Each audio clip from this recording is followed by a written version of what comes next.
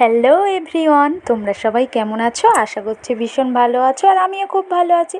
চলো চটজলদি আজকের একটা খুব সুন্দর রান্না বানিয়ে নিই। এটা হচ্ছে সেই তরোয়াল মাছ। এই মাছটাকে অনেকে অনেক রকমভাবে নাম দিয়েছে, তো জানি না কে কেমনভাবে নামটা দিয়েছে। অনেকে অনেক রকমভাবে চেনে। যাই হোক, যেটা বলছিলাম, এই সিজনে আমাদের প্রচণ্ড নোনা মাছ রান্না হয় প্রচুর পরিমাণে, সেটাই আর কি তোমাদের সঙ্গে শেয়ার করছি। তো কড়াইতে তেল দিয়ে মাছগুলোকে ভালো করে ভেজে নিলাম। তারপরে দিলাম দুটো তেজপাতা, একটু কাঁচা লঙ্কা, একটু পেঁয়াজ আর রসুন কুচোনোটা একটু বেশি করেই দিলাম। আচ্ছা বলো তো, এই সিজনে কে কে নোনা মাছ খেতে খুব বেশি ভালোবাসো? কার বাড়িতে ভীষণ পরিমাণে আমার মতো নোনা মাছ রান্না হয়?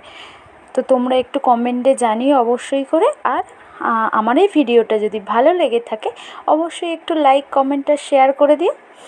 তো তারপরে দিয়ে দিলাম টমেটো কুচি দেওয়ার পরে বেগুন আলুটাকে দিয়ে ভালো করে কষাচ্ছি। তো খুব তাড়াতাড়ি মনে হচ্ছে না?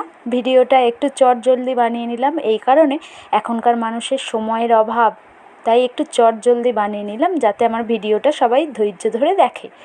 তো তারপরে দিয়ে দিলাম নুন দেওয়ার পরে দেখো কি সুন্দর তেলটা বেরিয়ে গেছে। তারপরে দিয়ে দিলাম হলুদ গুঁড়ো আর লঙ্কা গুঁড়োটা একটু বেশিই দিয়েছিলাম, কারণ মাছটা একটু স্পাইসি না হলে ভালো লাগে না, তাই না? তো ভালো করে নাড়াচাড়া করে নিতে থাকলাম। তো আমার এই ছোট্ট ছোট্ট ব্লগে যদি কোনো ভুল ত্রুটি করে থাকি আমি, বা অপ্রাসঙ্গিক কথা বলে ফেলি, আমায় প্লিজ ক্ষমা করো, আর সবাই ভালোবাসা দিয়ে পাশে থেকো।